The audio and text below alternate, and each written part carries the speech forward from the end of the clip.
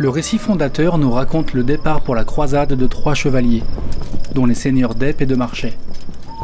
Tous 3 appartenant à l'ordre de Saint-Jean de Jérusalem, aujourd'hui renommé l'ordre de Malte. Ils ont franchi les mers et luttaient sous les murs d'Ascalon quand ils furent pris dans une embuscade et emmenés au Caire par les Sarrasins. Le vieil émir El Afdal fit tout pour ruiner leur foi afin de leur faire embrasser la foi musulmane. Face à leur refus, il finit par leur envoyer sa fille Ismérie, très versée dans le Coran pour les convertir.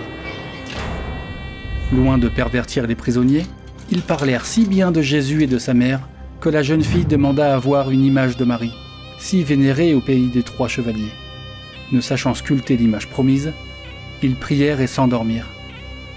Selon la légende, la princesse Ismérie donna de l'ébène aux chevaliers, que la Vierge, qui leur apparaît la nuit suivante en songe, a transformé miraculeusement en statue. La nuit suivante, Notre-Dame apparut en songe à Ismérie. « Aie confiance. J'ai prié pour toi, mon divin Fils et Seigneur. Tu délivreras de prison mes 3 dévots chevaliers, et tu seras baptisé. » Obéissant à la très sainte Vierge, Ismérie délivra les chevaliers et les accompagna dans leur fuite en emportant la statue. Bientôt, la fatigue se fit sentir et ils finirent par s'endormir d'épuisement au bord du Nil. Le lendemain, ils se réveillèrent hagards sous un arbre, près d'une source d'eau, dans un lieu qu'ils ne reconnaissaient pas. Et c'est en demandant à un jeune berger qu'ils se découvrent revenus sur la terre de leurs ancêtres, dans le domaine de Marchais, dont un des 3 est le seigneur.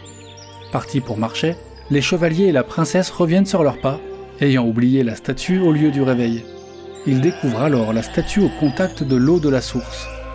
On dit depuis que la fontaine est source de guérison. Sur le chemin, la statue se fit soudainement trop lourde, et voyant là un signe, ils décidèrent de la poser définitivement. Ils construisirent alors une église à cet emplacement, lieu désigné par la Vierge elle-même. C'est la basilique dédiée à la Vierge Noire de Liance, qui petit à petit a pris le nom de Liesse.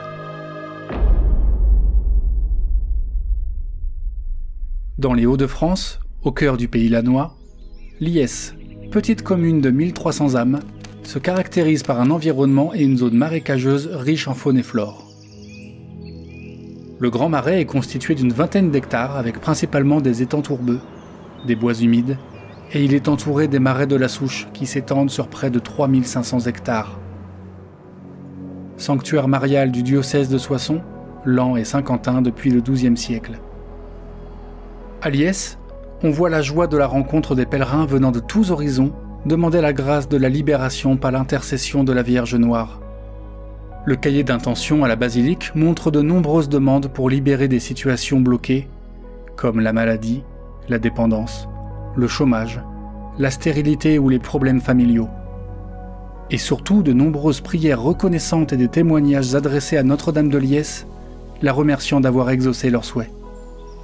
Donc nous sommes Sandrine et Gilles Boulmé de la paroisse Notre-Dame de Liesse et nous nous sommes mariés en 2008 avec un grand désir d'être parents rapidement. Cet enfant s'est fait désirer. Alors on m'a détecté des problèmes de santé, donc c'est vrai qu'on s'est rendu compte que peut-être que la naissance n'arriverait pas naturellement et on s'est porté sur Notre-Dame de Liesse de nombreuses fois. On a prié lors des célébrations, lors des temps de prière du dernier dimanche du mois, où on intercède pour toutes les prières notées dans le cahier dans la basilique. Et il y a aussi une intention particulière pour les couples en espérance d'enfants. Et aussi lors du pèlerinage des femmes que j'ai effectué vers Liesse il y a 2 ans. Heureusement qu'on a été portés et qu'il y a beaucoup de monde derrière nous tout seuls. Il y a des rois et des reines qui ont été exaucés ici, alors que nous, on est simples et petits. Mais le miracle est bien là, est bien réel, puisque nous avons Marie-Zoé, une petite fille. Donc Marie, puisque ses grands-mères s'appellent Marie-Madeleine et Mireille, ça vient de Marie. Et Zoé, parce que en fait, ça veut dire la vie. Et voilà, elle est sortie de l'hôpital avec un petit problème aux yeux et maintenant tout est rétabli, elle est guérie. Donc on a un peu accumulé les miracles grâce à la prière de nombreuses personnes, voilà, notre famille, d'amis d'ici et d'ailleurs. Et la voilà bien vivante et présente dans notre vie. C'est en 1134 que les premiers pèlerinages à la Vierge Noire virent le jour. Présence discrète, fidèle et attentive, elle invite à la fois aussi bien les rois et les puissants que les petits et les plus humbles. Par l'intermédiaire de Notre-Dame de Liesse, Dieu nous montre à quel point il compatit à nos souffrances, à nos épreuves, à nos problèmes. Dans le livre de l'Exode, Dieu dit à Moïse : « J'ai vu la misère de mon peuple qui est en Égypte. J'ai entendu ses cris. Oui, je connais ses souffrances. » Le visage de Liesse change beaucoup au lendemain de la Première Guerre mondiale. À côté des traditionnels pèlerins s'y rassemblant, nous voyons, de plus en plus nombreux, des membres de tous les mouvements d'église, comme l'Action catholique. Le sanctuaire garde son rôle de ressourcement, mais y ajoute celui de rassemblement, l'image d'une église aux multiples visages. La fin du XIIIe siècle voit la construction de l'église d'aujourd'hui, qui remplace vraisemblablement une chapelle plus ancienne située à quelques centaines de mètres de là. Le pape Clément VII, par la bulle Gloriosus Deus, donne l'autorisation de faire consacrer cette nouvelle église en 1384. Les armoiries du duc Louis d'Orléans et de sa femme Valentine Visconti, que nous voyons sur les clés de voûte au fond de la nef, témoignent des travaux faits à cette époque. Son portail, sa belle façade aux 2 galeries superposées et sa large fenêtre de style gothique flamboyant sont construits au XVe siècle. Ils sont l'œuvre d'un évêque de Laon, Charles de Luxembourg, connétable de France sous Louis XI. Elle fut agrandie au cours du XIXe siècle, suivie de l'installation des orgues Merklin, restaurés en 1952 et plus récemment en 2017. L'église fut inaugurée en tant que chapelle de l'Ordre de Malte en 1889. En février 1913, sous l'autorité apostolique de sa sainteté le pape Pie X, elle est érigée en basilique mineure, titre honorifique lié au pèlerinage. Classée monument historique depuis 1920, elle abrite l'une des 208 Vierges noires recensées en France. Les vitraux contemporains de la basilique Notre-Dame de Liesse, totalement recréés par Jacques Despierres après les bombardements de mai 1940, datent de 1976. Les épisodes retracés célèbrent la Vierge, l'histoire sainte, la foi du peuple de France et ses liens étroits avec les grands ordres religieux et monastiques, Saint Jean-Baptiste de la Salle, les Sœurs de Saint-Maur, la Compagnie de Jésus, le Carmel et l'Ordre de Malte, tous ayant participé au rayonnement de Notre-Dame de Liesse.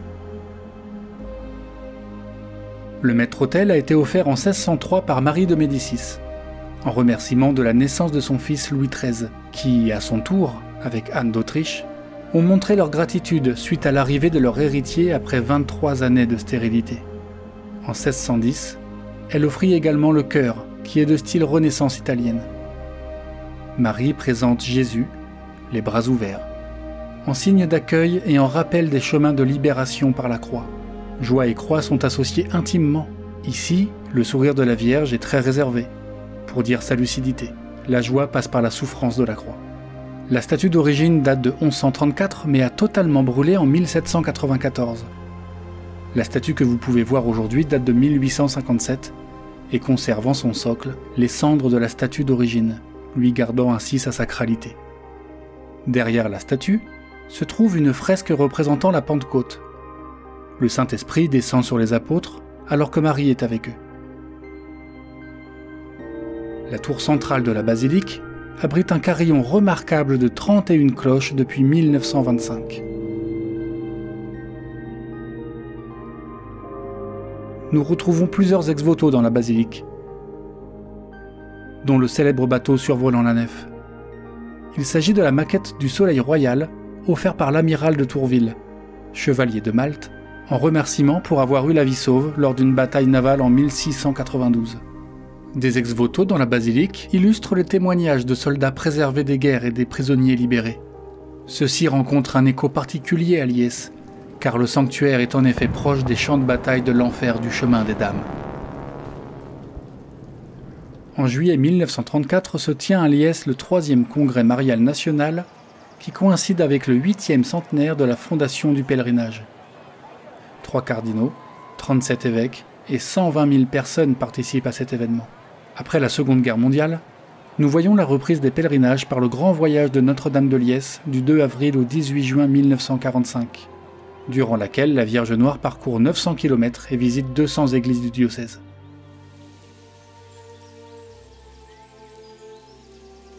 Les pèlerinages de Notre-Dame de Liesse ne sont pas uniquement concentrés sur la basilique. C'est à l'endroit où les chevaliers ont rencontré la mère de l'un d'entre eux sur la route de Marchais que 4 grands arbres symbolisent les chevaliers et la princesse Ismérie. On les appelle aujourd'hui les arbres Notre-Dame. Il y fut édifié en 1828 un oratoire.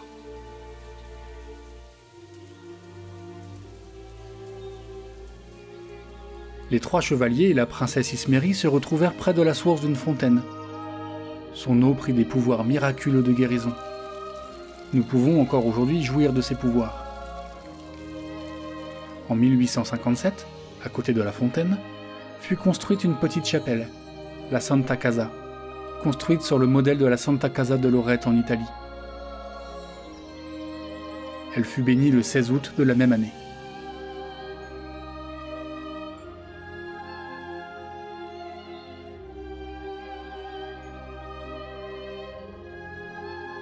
Une fresque monumentale a été réalisée en 2021 par Pierre-Émilien Grenier, artiste lannois, illustrant l'histoire des 3 chevaliers et d'Ismérie, ainsi qu'une peinture de la Vierge Noire de Liesse.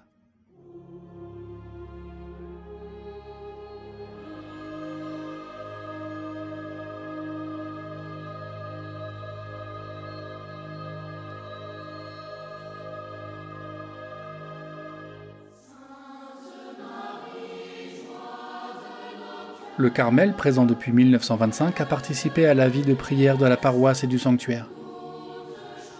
Les carmélites sont partis au début des années 2000 pour rejoindre d'autres communautés. Les locaux du Carmel ont accueilli jusqu'en 2022 l'Académie musicale de Liesse.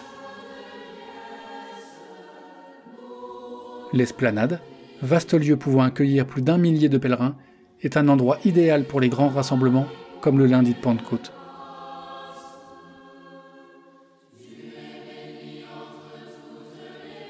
De nombreux chemins convergent vers le sanctuaire Notre-Dame de Liesse.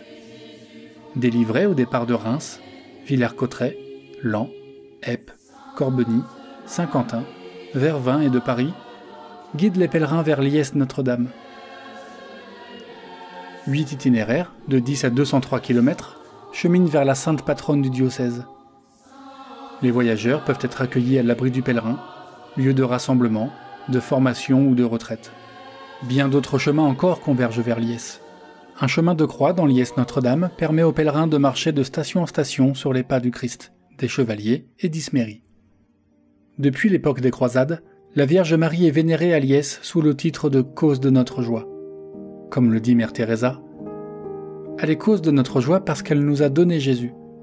Puissions-nous devenir la cause de sa joie à elle, parce que nous donnons Jésus aux autres. » Priez pour nous pauvres pécheurs, maintenant et à l'heure de notre mort. Amen.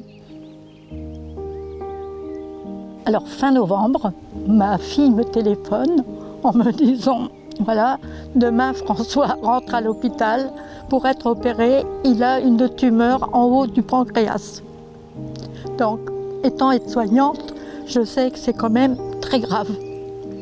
Et donc, j'ai une statuette de Notre-Dame de Liesse chez moi. C'est Notre-Dame de la joie, alors que je pleure.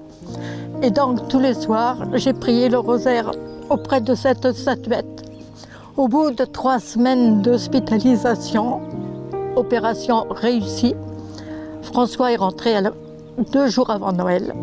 Il est rentré chez lui. Ils ont fêté Noël dans la joie. Et depuis, mon gendre est guéri. Voilà. Donc c'est... Depuis, je rends grâce à la Vierge Marie, qui est toujours présente dans ma vie. Ma fille s'est rendue compte quand même que le poids de la prière a fait beaucoup pour cet événement-là.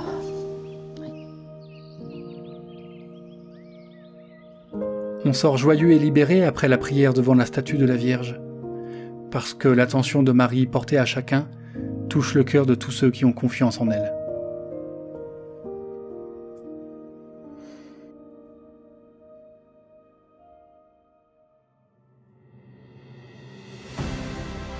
Aliès, nous avons le bonheur de te nommer cause de notre joie. Jésus, ton Fils, a demandé de prier le maître de la moisson d'envoyer des ouvriers. Marie, intercède pour que dans l'Aisne se lèvent des saints et des évangélisateurs.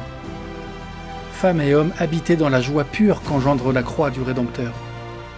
Nous te prions pour les jeunes hommes qui entendent l'appel à devenir prêtres. Protège leurs pas dans la suite ardente de ton Fils et veille sur eux. Vois notre confiance filiale, ô Mère de Dieu.